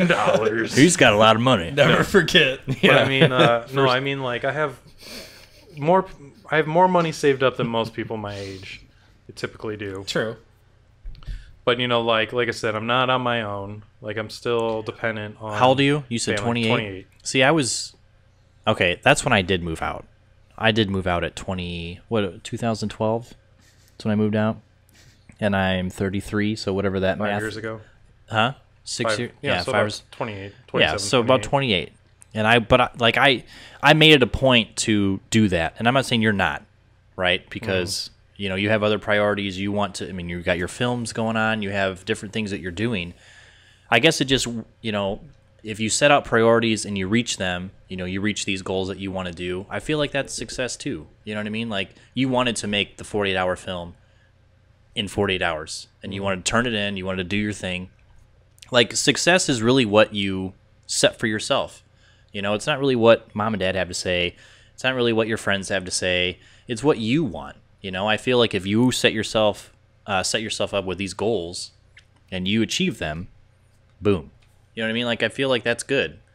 And yeah, I guess success is defined in many different ways. You know, are you happy? Yeah. If not, what can you do to achieve that goal? Do you make a lot of money? Maybe not, but, you know, I'm okay with where I'm at. You know, if you want to make more, you know how to do it. You can go to school, you can learn a trade, or you can become famous on YouTube or something. You know, like, there's different ways to get out there. Yeah. And that, you know, I feel like this success is defined in many different ways. Yeah. Just, I feel like it depends on what you're looking for out of life, Sredy. Yeah. And I feel like, at least to me, looking on the outside, I mean, I feel like you're doing what you want to do. No, I mean, I definitely don't feel like I'm not doing what I want to do. It's just I wish I was further than where I'm at, if that makes sense. And partially that's my fault. So what do you want? Like, where did you see yourself now as opposed to where you're at? Making films without my own money. Okay. That's where I'd like to be. I'd like to be, like, on my own, like, in my own place. And I'm not saying I need to be, like, wildly successful right now. I just want to be, like, I feel like the next step for me is, like, getting paid for a project. Right. Versus me sinking my own savings into one. Right. Which, that's not going to happen anytime soon. Yeah. It sucks for stuff like the film industry, because I feel like living in the Midwest is kind of like a death. Yeah, because, like, okay, so for, like, the path that I want to go down, where I'm, like, making my own stuff, like, I feel like where I'm at is probably the best route. It's not a very quick route, but I could move to Los Angeles, but then I'd just be working, like, crew positions and things like that. Like, I've had a lot of friends tell me, like, if you move down here and you just did that, you know, you would be fine. But that's not really what I want. I could do that out here too. Like, I have friends who've worked on, like, all the TV shows in Chicago, and they're like, come be a PA, and then you can move up from there. And it's like, do I really want to start that over and do, like, crew things? Like, that's not what I want. Like, I would just be as miserable right now as I would be doing that. You know, I'd be working on all these cool shows. Chicago like, PD. Yeah, like the novelty of working on, like, a Hollywood show versus, like, do I really care about this show? No. No, I'm not going to give a shit about Chicago PD. But, well, I mean, honestly, ever since, like, I mean, we've worked together for a while, and once you're like, hey, I want to, whatever you've set yourself to do, like, whatever goal you've put in front of you as far as, like, you know, your filmmaking, and then, you know, like, YouTube or whatever it is that you have that you've set, like, you've actually done it. And a lot of people can't say that. Yeah, that's usually what people tell me. They're like, you're a lot further than I am. And like, you're doing more than I've ever done. Being consistent, consistent, like we talked about on the first episode, we talked about our own YouTube channels, like, just being consistent and putting content out there, you know, being recognized, even if it's small scale. I feel like that'll eventually lead to almost 1,000 subscribers. You know what I mean? Like, you got to start somewhere. And if you're consistent with it and you're positive about it, even when it's tough, you know. Yeah, I mean, I obviously have my down moments, but I feel like I am pretty positive about it. Otherwise, I wouldn't be doing it if I, you know, wasn't confident about it. And I feel like, I mean, that goes in all facets of life, you know, like school, relationships, family matters, you know, all kinds of stuff. I mean, you have to be, you know, positive and confident about things before they're going to get better. You know, or, you know, if you feel like you're at the bottom, you know, there's only one way, and that's up. You know, so with all things, you got to start somewhere. Okay. And I think you're moving in the direction you want. It's just, you know, it's slow. It's just taking. Yeah, I think maybe I have no idea. Probably it sounds like location is not the best. Maybe, you know, I don't know, but I mean, we're the honestly, like, here's the thing though. I have a lot of resources out here. So like I feel like if I were to move, then I would have to start over when it's like does it really make sense? Like if cashing out ends up being successful and then that leads me towards like, you know, having somebody give me money for something, then would it make sense for me to move somewhere else? No. Like I have like my crew out here who've been working with me for years. Like they should be able to get paid for something, you know, that I'm doing as well. And then I have a lot of other resources like as far as locations and like I'm getting real buddy with like all the police force around here too. So, you know, they might be willing to help me out with something and like just the parks and you know, like all these things, like I have a ton of stuff. So like, yeah, I could move to LA, but what's the point? Like I could just be doing the same thing out there as I'd be doing out here. Right. And for a lot, like I'd have a lot easier time doing things out here. That's the only reason. Like if I tried to make cashing out in LA, I would have given up. Like there's no way in hell I could do it out there. Like this place was the place to make that happen. Yeah. I don't know. I just feel like success is, you know, it's different for each person. Then let me ask you guys, like, what's your, like, where do you want to be in, like, I'm being, like, one of those people. Yeah. Where do you want to be in 5 years? Ooh. Me personally, I want to continue to kind of do what I'm doing. Like, I really like, you know, the podcast stuff. And this is more of just, like, hobby stuff. So, like, real quick hobby goals. if we continue to grow, hobby goals. Yeah, if we can, you know, start to grow and this becomes more and more of a thing, I think that's awesome. So yeah, I'd like to continue doing, you know, the podcast, you know, and then you know what's funny is Steve and I were watching the last episode a few days ago, and I just looked to him and I'm like, I really wish we could do this every day.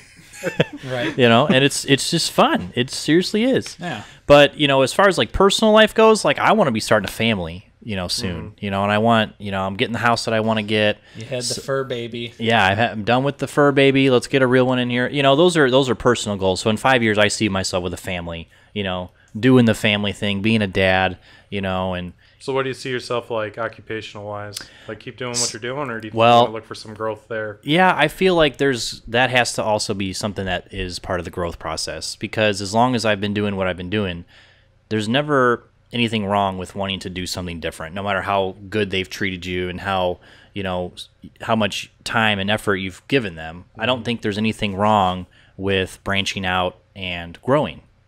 So I have some ideas in my mind, you know, like personally or professionally with the job, you know, I've looked at different avenues, and there's some things that, you know, do interest me, you know. I don't want to talk about them right now, but there's a few things out there that are kind of like, you know, hey, what up? Come check us out. I'm like, okay, give me a few more months and I will, you know, like let me get some things straight. So yeah, I definitely think that professional growth is going to be something in my future in the next 5 years. Okay. But yeah. What do you got, Nate? I'm very much a person who is live in the now and not worry about. That's where I'm at too. And not worry about what's going to happen 5 years from now. But if I had to come up with something, we should probably define this a little bit too, because Steve's in his 30s. I'm in my late 20s, and Nate's in his mid 20s. Yep. So we're all like different. Yeah. At different stages right now. So I'll be 30 in 5 years. I'm 25 right now. I would obviously like to probably have a big boy job, something substantial, so that I could, you know, make it out on my own and be able to do the things I want to do. Because right now sometimes it's like, man, I want to do this, I want to do that, but it's really expensive. I don't have a lot of money. So it's like I would like to have something that I could afford to do more things that I enjoy. And obviously with YouTube, I hope that I'm still going with that. And I hope that, you know, we've got some sort of growth going on, or, you know, something has spawned from that. Maybe, you know, if YouTube died and like there was something else to replace it, like, I don't know. It's just, I want to keep doing what I'm doing, but also I need to like, you know, kind of get the ball rolling, so to speak. Because like that's what I would like to. That's where I would like to be in 5 years, is to have that ball already rolled where I need it to be, to continue to do the things I like and do more things that I like, and not necessarily be restricted by, you know, like money. I feel like that's important too. Like, I feel like that's a big deal for people, you know, and a lot of people don't have that. Yeah, I feel like people just give up. That's like my thing is I feel like people just give up way too easily. Yeah. And they're just not happy with their situations. And then they go and do like what we were talking about last week with all the Facebook nonsense. It's like they're so bored with their lives because... Hey, look what Nate said 10 years ago. They don't have they don't have hobbies and things like that. So they're just stuck looking at other, you know, being voyeurs and looking at other people's lives instead of doing something that makes them happy. And then they get... and overwhelmed with family life and other things like that, and that just leads them to making poor decisions from there. Like I'll see people that I graduated high school with that have kids, that have a house, and like part of me is I'm like, oh, that's like I'm just still sitting here, but then at the same time I'm like, oh wait, I don't care. Like, I'm not gonna sit here and let that bug me and go, oh boo-hoo, my life is so bad and I have nothing and I can't change it, because like I could change my life. Like if I wanted to do what I need to do, I could get it done, and I feel like I have the mental attitude to accomplish that. It's just like I'm happy where I am right now. I love doing what I'm doing right now, but like if I need to, I feel like I have that attitude to where, like, if I need to make something happen, I can do it, and I'll make it happen. Yeah. If I was working a job, like a typical Midwest job, you know, just making money and having a house, I don't want that. Right. And that's, again, it's like, you know, when I see someone my age and they do have a house, I'm like, okay, well, they're probably grinding away somewhere completely miserable. Yeah, I have a lot of friends like that who are always talking about it on Facebook. They're just like, yep, you know, worked 16 hours and I go back in 30 minutes. You know, gotta make that paper, because the only thing that matters in life is money. Yeah, and that kills me, man. Yeah. Like same thing. I have friends who work in the factories and they work in the mill, and it's just like you never see them because that's where they live. And then they just go off and blow their money at the bar or casino. Well, I'm glad to see, you know, a lot of the people that I know, they're not like that. I feel like that's kind of more... It's a stereotype, but it also has some truth to it. It does have some truth to it, but not everyone I know that works in the mill is like that. You know? And I'm not saying that... A good example right now, my girlfriend's brother, he works at the mill, but he also wants to be a cop, which is a lot less... It doesn't pay as much. Right. But he's actually in the reserves right now. Good for him. So he just does it for free. But, I mean, he's making that happen. Right. You know, he's family, you know, he got married really young and has 3 kids, but I mean, he's still trying to pursue his passions, which, you know, I respect greatly. And I feel like that's an important thing too, is like, I understand people can get caught up, you know, maybe like an accidental pregnancy, or maybe you're with someone and you guys get married a little young. So then it seems like your goals are less attainable, and that sucks. But I mean, I just feel like you just have to be careful in life to avoid a situation like that where you're like, oh, now I'm stuck, I'm married, I have kids, I'm only 20 something years old, and now I can't do anything that I wanted to do. The mentality of just like, oh, it's too late for me just drives me insane. Yeah. Like, oh yeah, you know, I really wanted to do this, but you know, it's too late for me. Yeah, I've been guilty of that with myself, like going back to school. No, it's too late for me, you know. But people are getting their degrees. School's hard, but I mean, just like learning a skill on your own, at least, you know. Yeah. I'm not a huge believer in school. This is going off on a completely different subject, but if we want to talk about the college and education system in America, let's do it. Yeah, that's next week. Let's talk about that. That's gross. But just going off and learning, like if there's something like you're real passionate about, you know, just go off and do it on your own, or just find somebody who is knowledgeable in that area and just learn from them. But I think college is such a joke sometimes. Yeah. Like, I'm glad I went, but could I have gotten away with it if I didn't? Yeah. I 100% could have. Yeah. True. So back to like your success though and goals and all that. I feel like another big thing too is like to surround yourself with people who support those goals. Yeah. And that's tough sometimes because you have people who are very cut and, you know, they're stuck in their ways. So what they know is what's best. But really, having someone to push you and support you, I think, is a big deal too. Yeah, I have my filmmaking friends. Obviously, they push me more than I would like to sometimes. But luckily, I have like my friends who are sort of the more average, like Midwestern type people. They're real supportive of what I do too. Yeah. They know like I'd rather be in a better place too, but they're like, you know what, man, like you're a lot further. You're doing what you want to do, and we're not. So I mean, and that's what's important. Represent us, Yep. Right. It's like people get stuck, and you can be in a situation where you aren't like them, and you can sort of like live for them, I guess, in a way. Yeah, I think a lot of people live vicariously through me.